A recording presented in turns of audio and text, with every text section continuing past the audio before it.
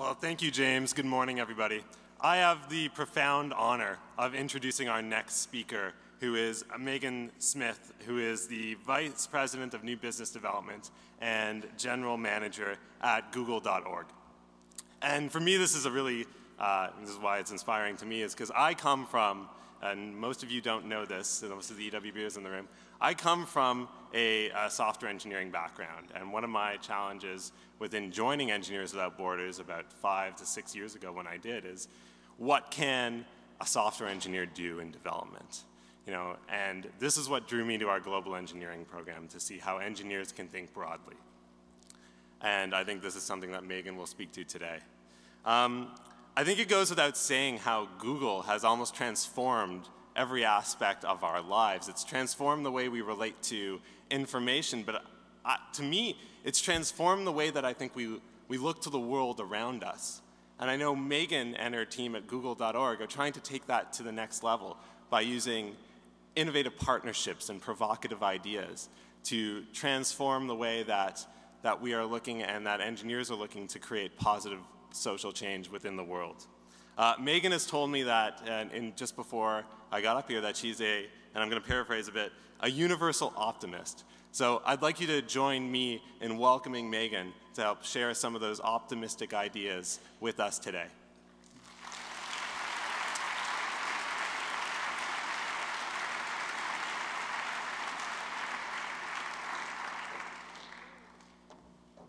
Morning. I have a bunch of images, not sort of, I don't want to PowerPoint at you, but a bunch of images that I want to show you about things that I see happening in the world, and many of them will be familiar themes to what John was talking about. But they have to do with, and I title this sort of talent, the network, the teamwork that causes, and the ultimate impact it has. And I wanted to start with a shout out to you guys. Out in the hallways, this image also. The use of the network for broad impact, is sort of in our midst. And, I loved being on the website and seeing this ad, sponsor an African spreadsheet to help millions of children. This kind of technology is going to transform development and most important, transform how we work together globally from all our different talent points of view. The other thing that's great about being here in Canada is just one of my favorite things about the engineers here is the ring you guys have. And the ring that represents thinking as engineers about our responsibility. And I know the main ring that you have is, when you graduate, has to do with sort of professional responsibility and what it means for society, the work that we do and how we take care of people. And I love that the Engineers Without Borders have added a ring to that, about a responsibility globally together for impact, for human, to help people globally, and also to reduce the impact on our planet. This is an image. This image is actually of Google search, but I use it to kind of show the network that's available to us. The colors are different languages, and each dot represents a large number of searches that are happening in that place. And so you just see wherever there's people and electricity, there's activity, people interacting on the web with content and with each other. This is from one Facebook group. And I think people don't really realize the extraordinary impact of the web and how it changes everything. But this is in Colombia. It's the first ever march against a terrorist group. It's 1 million members against the FARC. And they've done it twice, and it's turned out 12 million people. The people now can use the web to know that they care about the issue at this level together and start to push back on society. We also saw this with Iran. So whether it was the Twitter feeds, YouTube, others, the people in Iran were able to know that they wanted change in their society. And the thing that I love about the millennials, and many of you are here in the room, you're such digital natives. This is actually a best practices conference that's in its 4th year. And this is as if the Tiananmen Square kids could get together with all the other kids and share best practices about youth movements. And the story that John just told about the change agents in Kenya on the road. this is the ability to share information. These guys webcast that is a great thing. I encourage people who are interested in this work. It's democracy movements, anti-violence movements, supporting youth, etc., and coming together to collaborate. So I wanted to show this example. Many people know Wikipedia, of course. Only about 30% of the world is mapped today. And we know in Engineers Without Borders, when you guys are going to go to a particular place that's less developed, it often looks like this on the map, or an X. And there's many, many people there, and it should be a much richer map. One of the engineers in Bangalore came up with a thing called Map Maker so that people could crowdsource and just add their own edits to the map off of satellite imageries that we could provide. And so the people of Lahore, Pakistan mapped their city across a couple months, and now you can really see this. This is a really valuable tool for development, for business, for rescue in the case of the flooding that occurred in some of that work. And just by way of example, this is global, it's in volume, this is the amount of edits that people have done and the kind of mapping that's coming to the world from this kind of crowdsourced tool. I have been talking about this idea of adjacency, and John brought it up too, the ability to be adjacent to somebody even though you're physically not, just through texting, through email, through Facebook, through all these different ways that we can be next to each other. This is the idea of data that is adjacent. One of the engineers at Google thought that when people, notice of course when people don't feel well, they search. So his thought was, could we actually look into our logs and see the emergence of disease and help the ministries of health and the CDC and others notice, when should you be telling people to go get flu shots and others. He chose flu. And lo and behold, we actually can tell real time when flu is emerging to the 80 to 90% accuracy level in any region, just based on search results. So I use that particular Google example. It's just as you work with data, think about how you can look at that data, how that data is differently adjacent than it was before. The thing that we are all interested in, that we search on, is now adjacent, and we can look in aggregate, taking care of privacy, look at the whole set and see what's happening and help people. Very important. Of course, many places in the developing world don't have digital data, but after SARS, all of Southeast Asia started doing extraordinary reporting on their trending of diseases. And so as this becomes digital, and this becomes whether text-based or other, we'll be able to do flu trends-like things. The team is now working on dengue and other diseases, and they're finding good results. Another thing of the web, this is called CS for High School. It's a flash mob of computer scientists, high school teachers, who come together and write curriculum. And it's an example where these guys may meet in physical space, but all that they develop is now available. And there's a great NGO called Architects for Humanity. Similarly, architects coming together, either individually or in group, putting up plans and things, and then others can pull from them. This is the Khan Academy. How many people know the Khan Academy? This is this extraordinary guy, one person. He has 2 math degrees, 2 computer science degrees, 1 HBS business school degree. He's actually taught every one of the classes on this screen. And he just makes these short-form videos and teaches math and science and fundamental education. And I think this screen to me represents that the web will provide all human knowledge online for free, eventually to everybody. It's a huge change. The impact of the web on helping the people of Haiti has been extraordinary. This is something we did with a landing page to aggregate information. The use of SMS texting raised more money than ever has been raised for under a situation like that. $32 million from many, many people giving $10. I don't know if you remember, after the tsunami in the US, there were ads, and I don't know if they were here, but former President Bush, and President Clinton were on screen, asking the American people to give money, and it raised, a couple $1 million. Texting, $32 million. Ushahidi, an amazing, innovative group out of, globally, but very much out of Kenya. This is an image from Kenya. Also, the Ushahidi crowdsourced reporting that helped the people in Haiti. This is some imagery. We were lucky after the earthquake that the GOI satellite flew over and captured imagery of the Port-au-Prince and General Haiti area within about 12 hours of the earthquake, and we were able to make that available to the rescue workers. This is now, changes the way that we do crisis response. Just by way of an example, this is a golf course, and just if you're a development worker, if you live here, you can see what happened as the people moved into this area to find shelter. It's also really important to come to the table to all these technologies with what you're good at. And in the case of Google, we're good at network. And so as the earthquake came, the network team stepped up to just tell the story of what had occurred. They were able to publish these kinds of graphics, get it out to the world, and then work together with several folks to get about 7 pallets of network goods to the ISPs in Haiti so that the network could come back. Very important. So I guess the fundamental thing I'm saying is that what's happening with the use of these technologies and how we can apply them in almost all sectors is not unlike the change that occurred with the Silk Road for the entire world. And because we're near the Erie Canal, I have a little shout out to it as well. So much change because people were talking to each other as well as technologies being shared. And the talent of the world wired itself in the case of the Silk Road, and it's taking up orders of magnitude now with the net.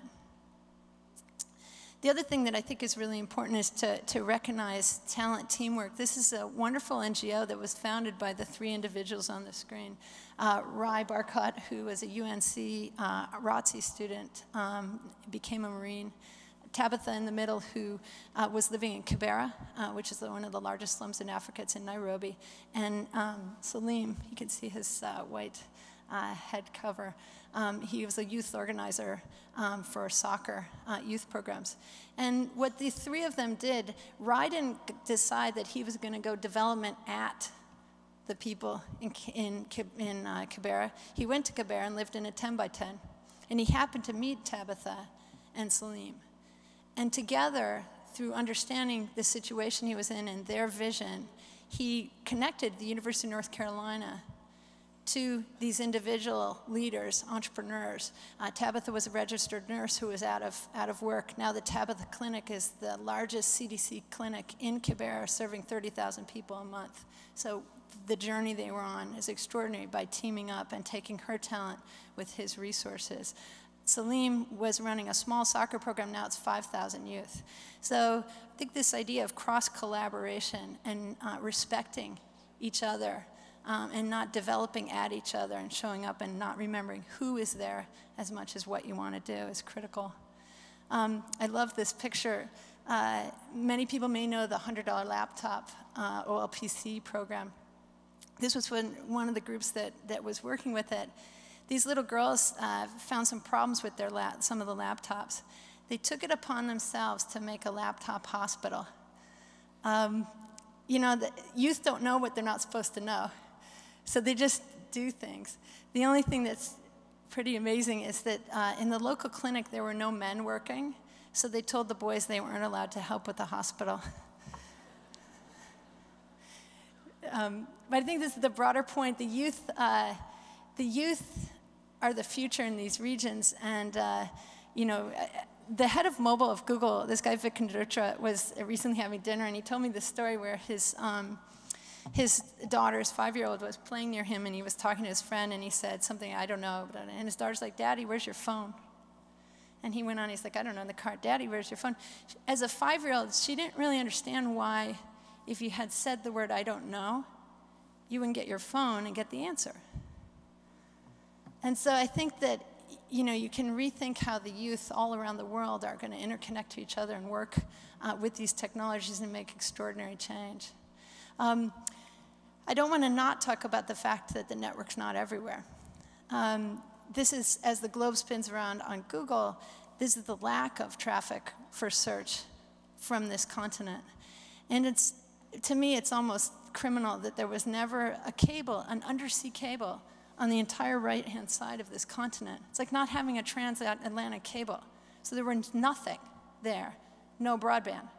So how are you going to make new companies and innovate and stuff if you can't kind of email with the rest of your colleagues around the world? And on the left-hand side, there were cables that were ignoring most countries.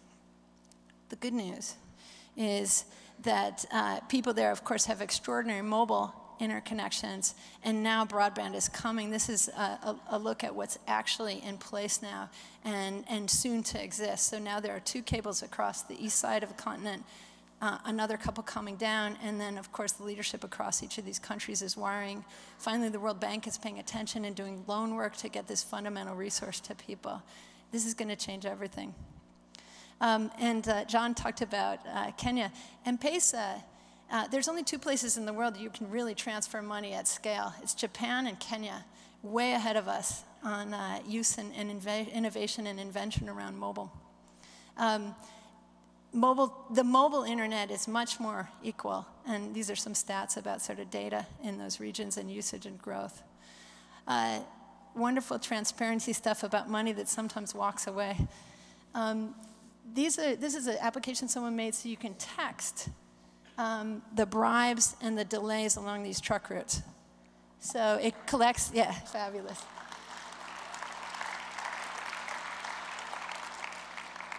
And there are extraordinary entrepreneurs all over the world taking the data as it becomes available, either from each other, the truck drivers in this case, or from the government or whatever, and making it visual. Did your teacher show up to school today? Fundamental thing if you're going to get an education. We can know that, just like starting off with, does the well, have good water or not?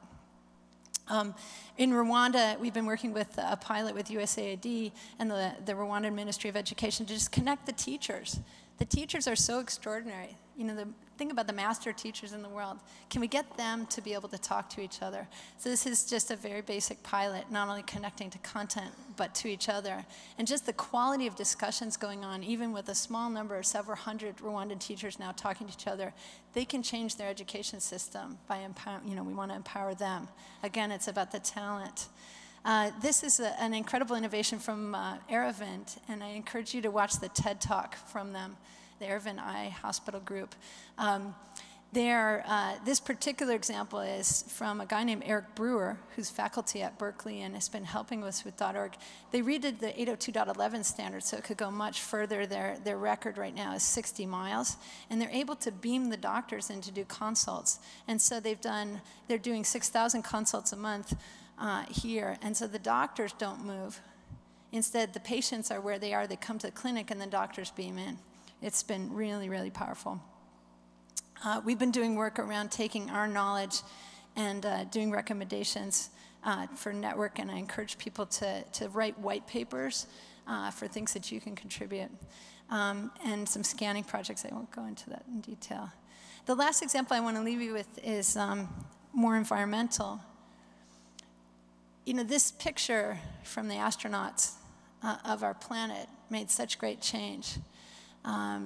And in fact, again, to reference John, I think sometimes it's not just technology, but it's technology with story that matters so much. I always try to remind myself of this great quote from Abraham Lincoln when he was speaking with Harriet Beecher Stowe.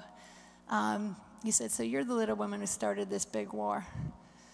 And she wrote Uncle Tom's Cabin, and it really brought, the software, the knowledge to many, many people to then act together on what needed to happen. In the case of this picture, it brought the visual to all of us to really start the modern environmental movement. If you go back before this picture and before that time, people didn't really, if you said the environment, the environmentalism, that wasn't really a lexicon word. Later it became that. We've been doing some work, and again, it's a teamwork, and that's why I said ecosystem thinking. We're using Google Earth as an Earth and planetary sciences computation platform. We have a new project called Earth Engine, and it's a .org project. This is a picture from Brazil of an area from 1975 and then later to 2001 of the deforestation. Climate change is highly impacted by deforestation. Maybe 10 to 20% of the impact is coming from global deforestation. There are many science groups like Amazon and Carnegie here who have algorithms that can compute against satellite imagery and tell you the forestry deforestation footprint and all kinds of very high-end analysis. but they're doing it for small swaths of land. And it's hard to get the imagery, and it's hard to get the compute cycles. And so we've launched a platform on which any of the scientist groups, indigenous groups, whoever wants to use this can do it. And so it's called Earth Engine. And so one of the first parts, the first step was to take all the Landsat satellite imagery that's existed since, say, 1972, and start to get that to be online. And by way of example, this is, if it animates, I was going to show you this. I have to hit one more time. Oh, how do I go back? It's just a quick animation. Maybe? There. We got one scene. Got one more. There. So this is for a 40 square meter area. These are all the scenes that we've now made available from this one place for science to compute against, so you can see where we've gone, where we've been, and where we're going. This is really important to get a global sense of what we're going to do together about climate change and climate adaptation. Another view of this is a global view of the data set that's now available. The highest levels show where we have 100% of the imagery from Landsat, and then we have anywhere between 10 and 100% of any particular place on Earth now coming live on Google Earth for the scientific community to compute against. We've been working on deforestation, but then we're going to move to water and other things. So for the civil and mechanical resource engineers in the room, this will be a really useful tool. So I'll stop there. Other than saying, I think, I don't know if you know the first robotics competitions that Dean Kamen started, and the kids are building these things. And the hope was that, could the robotics team be as cool as the football team? And I don't know if that can ever happen, but I think that the kind of work that Engineers Without Borders and that we can do together globally on these kinds of topics could actually compel high schoolers to think and know that the engineering side of this and the collaborations with all of our colleagues are equally, if not way more, cool than football, or maybe here, hockey. Thank you.